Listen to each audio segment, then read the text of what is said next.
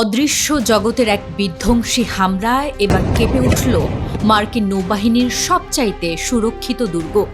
পেন্টাগনের গোপন ডেটাবেস ভেঙে 400 মেরিন সেনার অতি সংবেদনশীল তথ্য এখন হ্যাকারদের মুঠোয়।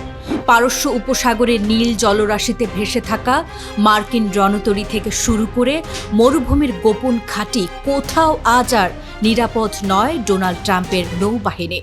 অপারেশন প্রি ম্যাচিউর ডেথ নামের মতোই ভয়াবহ এই সাইবার মিশনে কঙ্কালে পরিণত হয়েছে মার্কিন নেভির একটি গোপন সার্ভার। পারস্য উপসাগরীয় অঞ্চলের একটি আরব রাষ্ট্রে অবস্থিত মার্কিন নৌঘাঁটি থেকে বের করে আনা হয়েছে শত শত ক্লাসিফাইড ডকুমেন্ট। 400 মার্কিন সেনার নাম, সামরিক পদবি, এমনকি তাদের ইউনিটের খুঁটিনাটি এখন ইন্টারনেটের অলিগলিতে ঘুরে বেড়াচ্ছে। হ্যাকাররা স্পষ্টভাবে জানিয়ে দিয়েছে, প্রতিরোধের এই ছায়া প্রতিটি মার্কিন রণতরী আর সাপ্লাই রুটের ওপর কড়া নজর রাখছে।